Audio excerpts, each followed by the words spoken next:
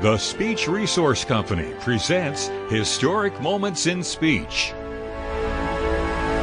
I'm Robert Wikstrom with another chapter of Historic Moments in Speech.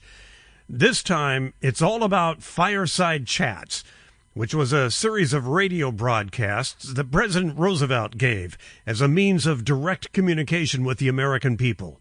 When FDR became president, the nation was suffering from the Great Depression.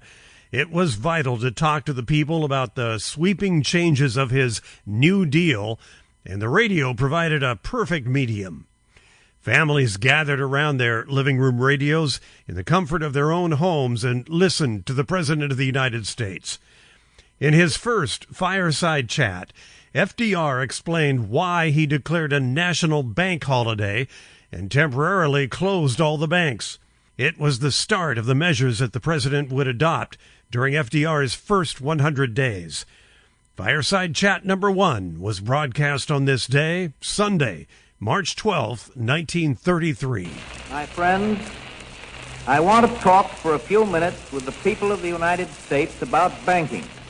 To talk with the comparatively few who understand the mechanics of banking, but more particularly with the overwhelming majority of you who use banks for the making of deposits and the drawing of checks.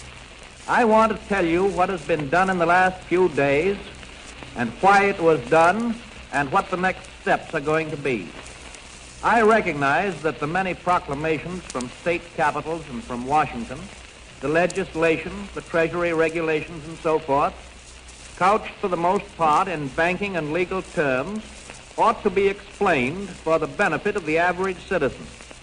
I owe this in particular because of the fortitude and the good temper with which everybody has accepted the inconvenience and the hardships of the banking holiday.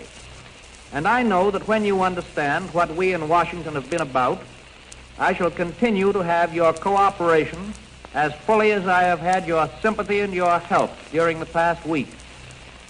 First of all, let me state the simple fact that when you deposit money in a bank, the bank does not put the money into a safe deposit vault.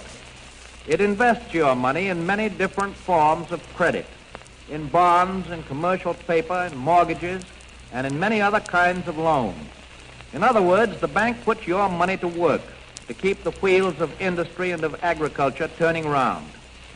A comparatively small part of the money that you put into the bank is kept in currency, an amount which in normal times is wholly sufficient to... Sample complete. Ready to continue?